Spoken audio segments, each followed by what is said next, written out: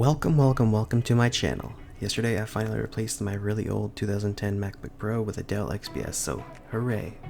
Today we will be discussing the topic of Zero's sword and where it came from, and also what it is made out of. But first, please don't forget to smash that like button and subscribe if you have not, because I am a super small channel and need all the support I can get. Anyways, in Katana Zero, we have the main protagonist, Zero, who often blurs time frames together, which can be slightly confusing.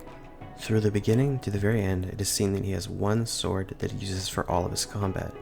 He never uses any guns and opts for a more traditional style of killing. Well, I'm not really telling the truth. He did have guns at one point in his past. At the very end of the game, we actually find out that Zero is the man who killed the scientist who operated the machine. And what did he use? A gun. More precisely, a pistol. And it looks like he didn't have his trusty sword at this point, which means he got it after this. I also believe that when he got his sword, he got the first injection of Chronos, as we don't see him use any Chronos-related abilities in the end section. Now what I find super fascinating is that 15, aka the real dragon, has his sword back in this time frame, which could mean that he stole it from a particular place before, or he was granted it as a promotion in the military.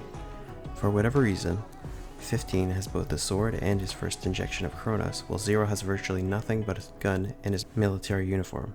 Now this is just pure speculation, because I have not seen anything in-game about what the sword is actually made out of, but I believe that it is a fusion between Chronos and Tamahagane, which is what normal katana swords are made out of. Tamahagane is made out of iron sand, which is that super cool substance that acts like a magnet and looks like the symbiote from Spider-Man 3. It was either fused with the Tamahagane, or the metal was dipped in a solution of Chronos. The entire reason for doing this is so that the blade can be used while the user is under the drug of Chronos. While the blade is using the drug Chronos, it can reflect bullets, be used more quickly to kill someone, and utilize the secret powers of the user. Like for example, 15's blade can use what I like to call the stop and hop technique, where he moves so quickly that it seems like he is teleporting. A little bit of evidence to back this up from the game is the fact that the blade flashes a particular shade of blue when you swing either sword with both characters. This very shade of blue is exactly the same color as the drug Chronos when we see it in game. And something a bit obscure in the game is when you reach the normal government lab with the various keys, the description for our sword is the normal katana, which could just mean this is a basic sword, but it could also mean that the sword was the first prototype super sword made by the government in order to be used by the Chronos users. It is basic in that it can't do all the other feats that the other super swords can do, like shoot fire or hit faster. Now what I also find quite interesting is that Zero's name is actually Zero. Like, I think that it's probably his code name for the Chronos program, that he's actually called Zero because he was the first one to use Chronos and the first to use the Chronos imbued blade. 15 could really be the 15th subject to receive the Chronos and their super sword. The reason Zero could not have a sword when we see him in the past could mean that Zero has blurred up time frames and mixed up what he actually saw.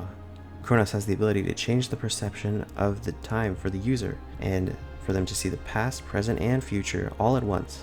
So again, this is just pure speculation, but it is very possible that Zero had his sword at this point, but didn't take it out onto the field in missions, or he did have it, but the drug messed up his brain so much to the point that he can't remember his past of even having the blade at this point.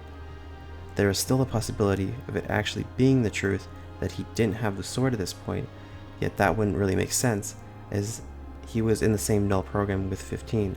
They were out on a mission, and it wouldn't really make sense to send a normal person to do the government's bidding in this case. Another potential is that Zero was actually very new to using a sword, and thus was being trained by either 15 or someone else in the war to effectively know how to wield it. He only took a gun, as he was not good enough with a sword. One primary example of this is with Snow, who actually mocks our stance, which shows that we didn't learn a proper form of killing, but a ragtag way to end someone's life. Again, these are just my theories, but I would love to hear your thoughts in the comments down below. Please don't forget to subscribe if you haven't, and like the video if you enjoyed it. I'll be back for some more Katana Zero videos real soon. Also, if you have any other video requests, I would love to make them. Thanks so much. Bye guys.